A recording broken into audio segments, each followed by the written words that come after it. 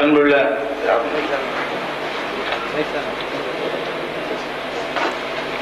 இந்த நிகழ்ச்சியின் தலைவர் மாண்புமிகு கல்வி அமைச்சர் அவர்களே, போக்குவரத்து துறை அமைச்சர் அவர்களே, பெரியவர் ஜிகிரி அவர்களே, பொன்னுசாமி செட்டியார் அவர்களே மற்றும் மேலே இருக்கின்ற மாவட்ட செயலாளர் அவர்களே, அன்புக்குரிய உடன்பிறப்பு மாநிலங்களவையின் உறுப்பினர் வரதராஜன் அவர்களே, இங்கே கலந்து கொண்டிருக்கின்ற பெரியோர்களே, தாய்மார்களே, என் ரத்தத்தின் ரத்தமான உடன்பிறப்பு அனைவருக்கும் என் நன்றியை நான் தெரிவித்துக் கொள்கின்றேன். நேற்றைய தினம்தான் பெரியவர் ஜிகேடி அவர்கள் ஒரு மிகப்பெரிய நல்ல காரியத்தை சென்னையிலே நிகழ்த்தி காட்டினார்கள். 14 குடிசை பகுதிகளுக்கு அந்த குழந்தைகளுக்கு அங்கு வாழ் மக்களுக்கு என்ன நோய் இருக்கிறது என்பதை கண்டறிய, நோய் வராமல் தடுப்பதற்கு என்ன செய்யலாம் என்பதை செயலாக கொள்ள அதற்கு உதவியாக ஒரு ஊர்தியை அவர்கள் லட்சக்கணக்கான விலையுள்ளதை அங்கே அன்பளிப்பாக தந்தார்கள். இங்கே ஏறக்குறைய 4 லட்சத்துக்குரிய காசோலையை வெள்ள நிவாரணத்துக்கு தந்திருக்கின்றார்கள். நேற்றிடம் சொன்னேன், நான் கொடுத்து சிவந்தகை கூடியவன் என்று சொன்னார். நேற்றும் அங்கே சொன்னேன், இப்போது வாங்கி என் கை சிவக்கிறது. நான் சொல்லியது மறுபடியும் அதை தொடர்கதையாக்கி விட்டிருக்கின்றார்கள் என்பதை எண்ணும்போது இது மக்களுக்கு போய் சேருவதால் இன்னும் நிறைய என் கை சிவக்க வேண்டும் என்று நான் விரும்புகின்றேன். இந்த நிகழ்ச்சியை நாளையிடம் வைத்திருக்க வேண்டும். ஆனால் தவிர்க்க முடியாமல் நான் நாளை காலையிலே இங்கே இருக்க வேண்டிய அவசியம் இருந்தது. அதைவிட 2ஆம் தேதி என்ற நாளிடம் நான் ஜெர்மனிக்கு புறப்படுவதாக இருந்தது. ஜெர்மனிக்கு புறப்பட்டு போய் ஒரு ஏறத்தாழ ஒரு 3-4 வாரங்கள் பல மேலாளர்களை சுற்றிவிட்டு தொழில்துறையிலே பல காரியங்களை செய்வதற்கு வசதியாக தொடர்புகளை ஏற்படுத்திக் கொண்டு வர வேண்டும் என்பதற்காக அந்த திட்டம் தீட்டப்பட்டிருந்தது. ஆகவேதான் இதை மாற்றி வைத்துக் கொள்ள முடியுமா என்று கேட்டேன். யாரும் எளிதில் ஒத்துக்கொள்வது கிடையாது. எவ்வளவோ காரணத்தை சொல்வார்கள். எப்படியோ உடன்பிறப்பு வரதராஜன் அவர்கள் ஒரு சிறிதும் அதை பற்றி சிந்திக்காமல் வைத்துக் கொள்ளலாமே என்றார்கள். நான் அதிர்ச்சி விட்டு போனேன். வேண்டாம் என்ற நிகழ்ச்சியை மாற்றுவதற்காக இதை சொல்லுகிறாரா என்று கூட எண்ணினேன். அவ்வளவு விரைவில் அதை ஏற்றுக்கொண்டார்கள். ஆனால் ஏற்றுக்கொண்ட பிறகு இவ்வளவு சிறப்பாக அவரால் நடத்தி காட்ட முடியும் என்பதை செயலிலே காட்டியிருப்பது உண்மையிலே அவருடைய திறமைக்கு ஒரு எடுத்துக்காட்டாகும். என்னை பொறுத்தவரையில் நாட்டியங்களை அவ்வப்போது பார்க்கக்கூடிய வாய்ப்பை பெற்றிருக்கின்றேன். ஆனால் நாட்டியத்திலே எனக்கு அவ்வளவு பரிச்சயம் இல்லை என்பதை எல்லோரும் ஒத்துக்கொள்வார்கள். ஆனால் வழுவூர் சாமராஜ் அவருடைய தந்தையை பல ஆண்டுகளாக நான் அறிவேன். அவரும் நானும் சினிமாவில் வந்தால் நடித்திருக்கிறோம். இது சாமராஜ் கூட தெரியுமோ என்னமோ எனக்கு தெரியாது. அந்த அளவுக்கு எனக்கு அவருக்கும் தொடர்பு உண்டு. அந்த பரம்பரை நல்ல பரம்பரை என்பதை நான் இங்கே சுட்டிக்காட்ட வேண்டியது என்னுடைய கடமையாகும். ராமையா பிள்ளை அவர்களுக்கு என்று ஒரு தனி பாணி உண்டு. அவருடைய மூதாதைகள் பெரியவர்கள் எல்லாம் ஆசானாலும் யாராக இருந்தாலும் அவர்கள் கொடுத்த அந்த திறமையை தனதாக்கி கொண்டு வழுவூர் ராமையா பிள்ளையினுடைய பாணி என்று சொல்கின்ற வகையில் அதை ஒரு உருவாக்கி இருக்கின்றார்கள் என்றால் அதை பெருமையாக பாராட்ட வேண்டும். அதை அப்படியே தன்னுடைய சொத்தாக மாற்றி வைத்திருக்கிறார். அதிலும் சில மாற்றங்கள் செய்திருக்கிறார் அவருடைய மகன் தந்தை போல என்பதை இங்கே நான் குறிப்பிட விரும்புகிறேன். கைவழி நயனம் செல்ல என்ற அந்த பாடலை சொல்லிவிட்டு அதோடு நிறுத்திவிட்டார்கள். நயனம் சென்ற இடத்தில் மனம் செல்ல வேண்டும் என்பது தொல்காப்பியத்தின் அறிவுரை.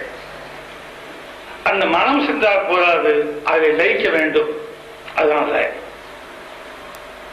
கண் எங்கே போகிறதோ அந்த கண்ணோடு தன்னுடைய மனம் சென்றால்தான் அந்த பாவம் பூர்த்தியாகும், அங்கே லைஃப் ஐக்கியம் இருக்க முடியும். அதுபோல நான் பல நாட்டிய கச்சேரிகளை பார்த்து பாராட்டி இருந்தாலும் செல்வி ஜெயந்தியை பார்த்து நான் அதிசயப்பட்டேன் என்பதை மட்டும் இங்கே சொல்லித் தர வேண்டும். சிலர் பார்ப்பார்கள், பரதகை போனால் பார்ப்பார்கள், அதே போல இடதுகையை நீட்டும் போது அவர் பார்ப்பதில்லை. கையை பின்னால் சுழற்றி கொண்டு வரும்போது கண்களும் தலையும் அதுபோல் திரும்பி வர வேண்டும். ஆனால் வலதுகை பக்கம் செய்வது போல இடது பக்கம் அந்த அசைவு இருக்காது. தாளங்கள் பாவங்கள் காலை தூக்கி வைக்கின்ற நிலைமைகள் வேறெல்லாம் ஒரு பக்கம் எப்படி இருக்க வேண்டுமோ மறுபக்கமா அப்படி இருப்பது பூர்த்தியான நிலைமைகள் பல பேரும் நம்மால் பார்க்க முடிவதில்லை. ஆகவே இந்த இடம் அதை முழுமையாக கண்டதில் நான் பெருமை அடைகின்றேன். குதிக்கும் பொழுது ஐயோ எந்த எண்ணம் வரக்கூடாது, குதிக்கிறார்களா இல்லை பந்து அங்கே தெரித்து போகிறதா என்ற ஒரு சந்தேகம் நமக்கு வர வேண்டும். பூ போன்ற என்று சொல்வார்கள். இந்த பூப்பந்து எடுத்து போட்டால் கைக்கும் வலிக்கக்கூடாது, அந்த பூவுக்கும் கசங்கு இந்த நிலைமை ஏற்படக்கூடாது.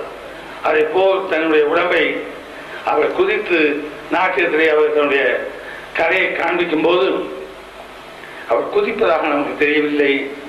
ஏதோ ஒரு குழந்தை துள்ளி விளையாடுவது போல் தான் நமக்கு தெரிகிறது. அந்த அளவுக்கு தன்னை பக்குவப்படுத்தி வைத்துக் கொண்டு இந்த கலையை ஆர்வத்தோடு அவர்கள் ஈடுபட்டிருப்பதை எண்ணும் போது இப்படிப்பட்டவர்கள் நிறைய நாட்டிலே தோன்ற வேண்டுமோ, எப்போது தோன்றுவார்களோ என்றெல்லாம் சொல்ல தோன்றுகிறோம். இருந்தாலும் நான் பெருமையோடு சாம்ராஜை பாராட்டும் பொழுதே ஆசானுக்கு பெருமை சேர்க்கின்ற அந்த மாணவியையும் நாம் பாராட்டியாக வேண்டும். மாணவி சரியாக செய்யவில்லை என்றால் அதனுடைய குற்றம் குறைகள் அப்புறம் சாம்ராஜுக்கு போகும்.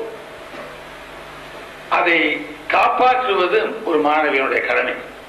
இப்பொழுது என்னை பொறுத்தவரையில் சாம்ராஜுக்கு புகழை சேர்த்து கொடுத்திருக்கிறார் மாணவி என்பதை நான் பெருமையோடு சொல்ல முடியும். அவர் கால் நடக்கும் பொழுது முன்னால் வரும்போதெல்லாம் சாதாரணமாக இப்படித்தான் போடுவார்கள், அவள் இப்படி நடக்கிறார். அதை கவனித்த போது எனக்கு ஒரு ஞாபகம் வந்தது. மயில் கால் எடுத்து வைக்கும் போது தூக்கி வைக்கும் போது கொஞ்சம் அப்படி பின்னித்தான் வைக்கும். அதை பார்த்துத்தான் பழகி கொண்டார்களா அல்லது அவருடைய இயற்கையா அல்லது ஆசானுடைய படிப்பினையா என்று எனக்கு தெரியாது. ஆனால் இதை பலரிடம் நான் பார்க்கவில்லை. அதேபோல் மயில் என்ன என்பார்கள், அந்த அசைவு இருக்கிறதே நளினம், அதுவும் எல்லோரும் இருப்பதில்லை. பரதநாட்டியத்திற்கு நான் கேள்விப்பட்டவை எனக்கு தெரியாது, இடுப்பிற்கு கீழே ஒரு பலம் பொருந்திய உடல் நிற்பதாக தெரிய வேண்டும், இடுப்புக்கு மேலே அசைவுகள் நெளிந்து ஆட வேண்டும். பாம்பு எப்படி கீழே தன்னை உடலை வைத்துக் கொண்டு படத்தை எடுத்த பிறகு மேலே இருக்கின்ற பகுதி மட்டும் அசைகிறதோ அதுபோல் நடனம் ஆட வேண்டும். அதை நான் இங்கே கண்டேன். அதை சொல்லுவதை நான் மகிழ்ச்சி அடைகின்றேன். அதோடு நவரசம் என்பார்கள். நவரசம் என்பது பின்னாடி சேர்க்கப்பட்டதை தவிர தொல்காப்பியத்தில் சொல்லியிருப்பது எண் சுவைதான். தமிழர்களுக்கு 8 சுவைதான். இந்த மோகனம் என்பது சொல்வார்கள் யோகம், அந்த ரசம் பின்னாலே இணைக்கப்பட்டதை தவிர பழந்தமிழர்களுக்கு அது கிடையாது. அந்த நிலையில் இங்கே அதற்கெல்லாம் போகாமல் அவர் செய்திருந்தாலும் அந்த பக்தி பரவசமாகும் போது மோன நிலையின் அந்த உச்சகட்டத்தை அவள் கண்களிலும் முகத்திலும் நான் காண முடிந்தது என்பதை இங்கே நான் குறிப்பிட்டாக வேண்டும். பாவங்கள் எப்படியும் யாராலும் செய்து காட்டிவிட முடியும். ஆனால் கோபத்தோடு கலர்ந்த குறும்புத்தனம், குறும்புத்தனத்தோடு கலர்ந்த ஏமாற்ற நிலை, இவைகளெல்லாம் ஒன்று சேர்க்கும் போது மிகப்பெரிய சிக்கல்கள் ஏற்படும். அதை பாவத்திலே முகத்திலே காண்பிப்பது அவளை எளிதல்ல. அப்படி இருந்தும் செல்வி ஜெயந்தி அவர்கள் இவைகளெல்லாம் எவ்வளவு உன்னிப்பாக கவனித்து கற்றுக்கொண்டிருக்கின்றார்கள், எவ்வளவு அளவில் எந்த அளவில் தன்னை எவ்வளவு பெருமையாக ஆக்கிக் கொள்ள அவருடைய திறமையை பயன்படுத்துகிறார்கள் என்பதை எண்ணி இந்த இளம் வயதில் அவர்களுக்கு இந்த திறமை கிடைத்திருப்பதற்காக அவருடைய பெற்றோர்களை நான் வாழ்த்துகிறேன். அந்த செல்வி ஜெயந்தி பல்லாண்டு இந்த கலையில் உலகிலே மக்களுக்கு என்றல்ல, தன் மனத்திற்கு அதை நிரம்ப கொடுக்க வேண்டும் என்று கேட்டுக்கொள்கின்றேன். பாடுகின்றவரும் ஆடுகின்றவரும் முதலில் தன்னை திருப்திப்படுத்திக் கொள்ள வேண்டும். பிறருக்காக பாடுவது என்பது அவள் சரியாக வராது. பிறருக்காக ஆடுவது என்பதும் சரியாக இராது. அவர்களுடைய சுவை எதை விரும்புகிறார்களோ அதை ஆடுவது என்று வந்துவிட்டால் தன்னுடைய மனத்திற்கின்ற உயிருக்கின்ற உரிமை அது போய்விடும். ஆகவே தன் மனதிற்கு உரிமை இருக்கிறது என்றால் அந்த உரிமைக்கு அடையாளம் தன்னை கண்ணாடியிலே பார்த்து ஆடுகின்ற எந்த நாட்டிய பயிற்சி பெற்றவர்களும் தன் உள்ளத்தை ஒரு நிம்மதியை பூர்த்தி செய்துவிட்டோமா இல்லையா என்பதை பற்றி கேள்விக்குறியாவது எடுத்துக்கொண்டு அதுக்கு பதில் சொல்லிவிட்டோம் என்ற திருப்தியை, அது பதில் சொல்ல வேண்டும் என்ற முயற்சியை எடுப்பதற்கு முயன்றார்களானால் அப்படி யார் இருப்பார்கள் என்று நான் எண்ணி பார்க்கிறேன். செல்வி ஜெயந்தியாக இருக்க முடியும் என்று நான் சொல்ல கடமைப்பட்டிருக்கின்றேன். அந்த அளவுக்கு தன்வயப்பட்டு தனக்காக அவர் ஆடுகிறார்கள். தன் மன நிம்மதிக்காக, திருப்திக்காக, அவர் பூர்த்தி செய்வதற்காக தன் கலை உணவை பயன்படுத்துகிறார் என்ற எண்ணி நான் எப்படி பாராட்டுவது என்று தெரியாமல் வார்த்தைகளை தேடிக்கொண்டிருக்கின்றேன். அவர்கள் இதேபோல் மேலும் மேலும் பல விதமான நாட்டிய பயிற்சிகளை கற்றுக்கொள்ள வேண்டும். பரதநாட்டியத்திற்கு உதவியாக கூச்சிப்படி இருக்கிறது, கதக் இருக்கிறது, அதுபோல ஒரு ஒடிசா நடனம் இருக்கிறது. இவைகளெல்லாம் தனித்தனியாக கற்றுக்கொண்டால் இந்த பரதநாட்டியத்தின் பெருமை இன்னும் அதிகமாக அவர்களுக்கு தெரிய முடியும் என்று நான் கருதுகிறேன். மக்களும் தெரிந்து கொள்ள வேண்டும். இருவரை பேச வைத்து ஒருவர் ஒரே சப்ஜெக்டை கொடுத்து ஒரே